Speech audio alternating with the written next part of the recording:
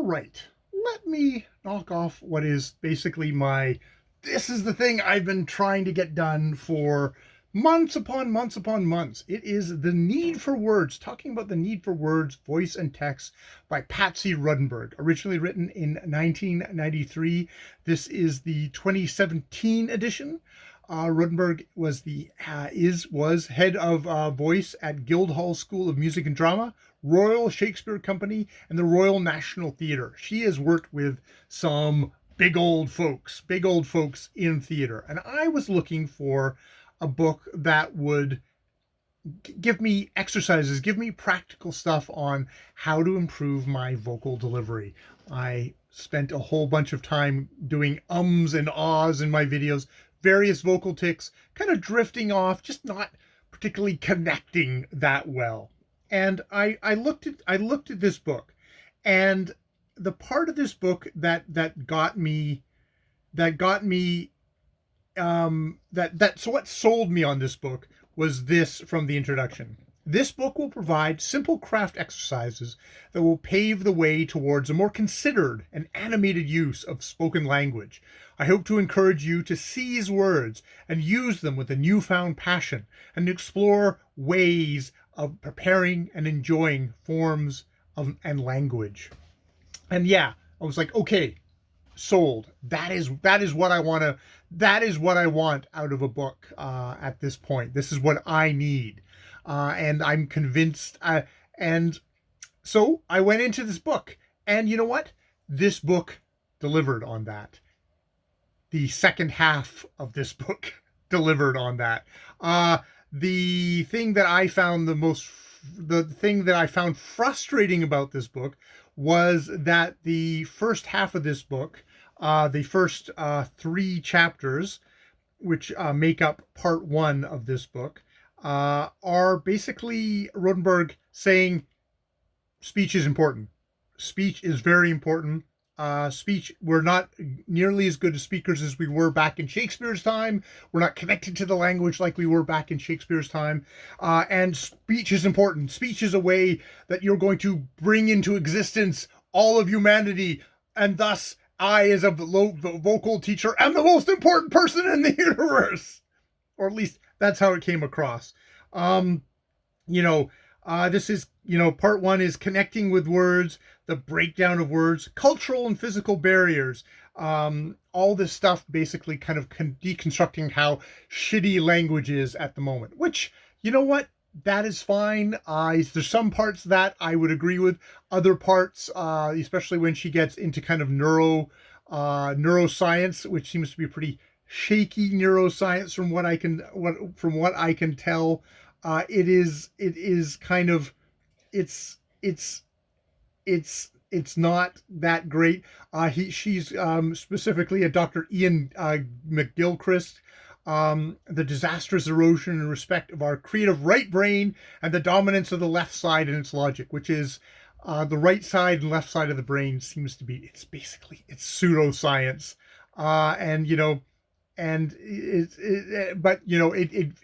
It bumps up the people in the arts. The people in the arts, this is a flattering thing for people in the arts. So she really gets this. She thinks Shakespeare had the perfect balance of stuff. Now there's stuff in here. It's like, we don't educate people on how to speak anymore. Rhetoric is no longer a class that is taught in school.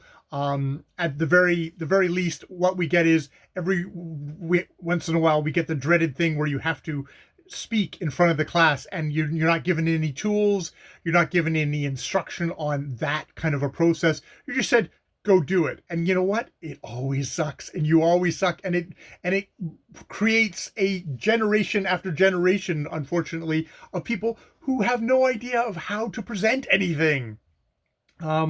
Rodenberg definitely, at least in the first half of this book, tries to put up the pretense that this is a book that's going to be for everybody, and it's probably specifically angling towards the business student. This is going to be someone, even in the exercise thing, it's like, this is a business person's book. This is, you're going to learn how to speak well and thus be able to lead well, even if you're an evil fucker, corporate motherfucker. You'll be really good at speaking and be able to pull your poor helpless minnow employees along with you. I'm probably doing some editorialization there, but you know, saying that you can see as a vocal teacher, maybe teaching poor penniless acting students, not the most lucrative. If you could parlay this into getting hired by big corporations to drill into help hapless middle managers how to better communicate the evil fucking directives of the corporation, that would be a far more lucrative thing. So there is all that. And yeah, I this is the first half of the book. I mean, and it took me a while to get through this. This is a book where I very specifically, because it's nonfiction and because it was supposed to be all practical, I thought, most of it was going to be practical.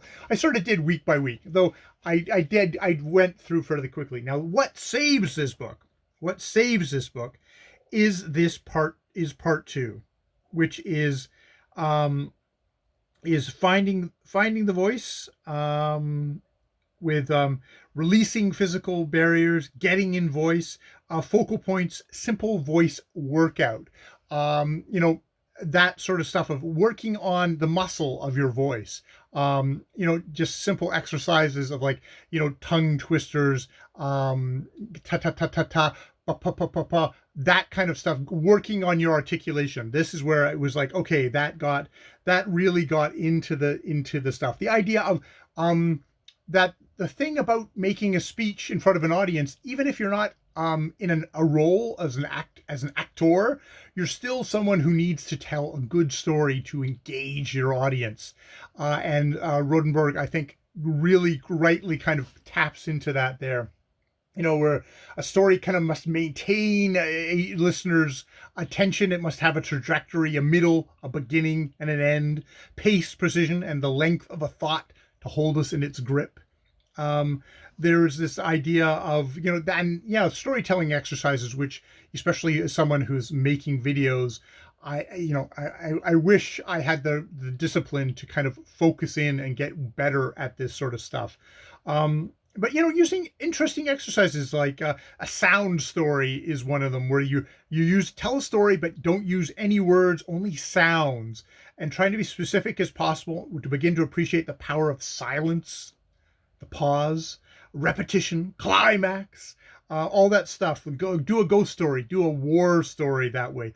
Notice how every day sounds like a clock ticking, police siren, the wind, the rain create specific atmospheres, environments, and time zones. Sort of one of these things of, like, a lot of good exercises like that, where it gets you out of, like, oh, I am talking, have to impart this information to you. It's like, no, you're telling a story. There's sounds in the story. There's thunder, you know, that kind of idea. Or the idea of precision. It's like the 7-word story. Choose 7 words to tell a story. You can repeat as many of those words as you want, but, you know, might unlock a rhythm in the story. But by only having 7 words, you begin to weigh word choice more carefully. Remember to be aware of a structure, a storyline to hang words on, and, you know, break down a long word into component parts. That idea. Yeah, and just endless little exercises of how to just kind of try and enliven your voice, get it going. So that all that stuff was tremendous. Now at the very end of this, Rodenberg eventually, it's like, well, I've run out of that practical exercises. Let's just work on speeches. I want you to work on saying these speeches out, reading out these speeches. We're back to it's an actor's thing again. I mean, there's something to be said for, I guess, me as a book, as someone who talks about books online, or somebody who is going to be doing a presentation in a meeting, to listen to, like, great structured speeches, so you can then make your own speeches with some of the techniques involved. But it's very much kind of, I feel like it went, oh, okay, we're getting back into the actorly thing. So we start out with it's for everyone, and then it's kind of a business book, to it's kind of back to being a actor book at the very end. but also stuff like, preparing your speeches. I've got a thing up here of preparing your speeches. It's like, speak first. Don't write the speech first. That way you'll self edit if you're actually having to say it out loud. Don't write the speech down. Say the speech out. You'll immediately see, oh shit, this is going on for too long. Oh crap, this is irrelevant to actually what I want to say. Structure the speech according to your thoughts at first, like a speech and play. Open up with a story or debate, and gradually reveal that kind of the idea of your speech. Explore the boxes you have opened, like, oh, I talk about, speeches. So let me tell you about all the different little things that you need to do in a speech, and then kind of go through them. You might need notes, but like, try and make it like a card. Do not write out everything, in a long thing, or else you just stand there staring at this thing, reading out the speech. Whereas there's the spontaneity, there is the that kind of discovery that you find as you're having to kind of think this stuff through, think it out.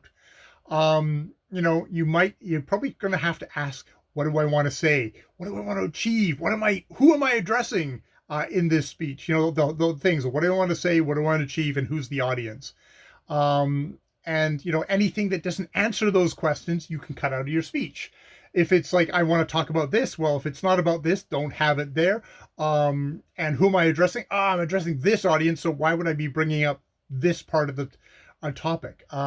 Take the speech to your audience. Look out, engage. And I mean, for me on camera, that probably means trying to hit that little lens there as much as I can, and engage and be present for the thing, so people don't feel like, oh, I'm just talking off here. No, engage. Try and be concise. Try to avoid cliche. Avoid phrases. All those non-verbals, ums and ahs that I have so much trouble with. I think, to a degree, as I've been working on this for the last couple of years, I've become more comfortable with my ums and ahs, strangely, because at the beginning it was, as I was trying to improve, I became horribly self-conscious of it. But now I see, well, I could try and eradicate it perfectly, but then I'd be someone who would be speaking perfectly, and that in itself isn't natural. There's probably a natural little bit of and ah that is okay, just as long as it's not like 10 or 11 ums and ahs in every sentence. So there's that.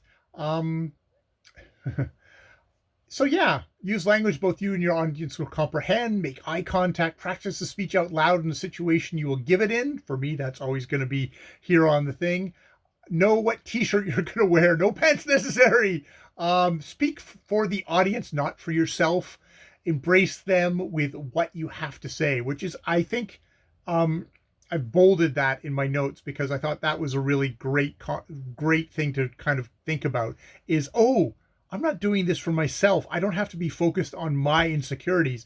I have to be focused on the audience and what I'm saying to them and what might be useful to them. And like, that is something, if you're horribly self-conscious, it's actually to say, stop thinking about yourself. Think about your audience. Think about what your audience needs. Focus on that, and it'll make you a better communicator, and it'll probably help you get out of your own head as you're speaking, which I thought was a really, really good thing. And, finally, practice and more practice. Both the technical, your body, of how you're holding your body, the voice speech work. I'm doing vocal exercises every day to try and warm myself up.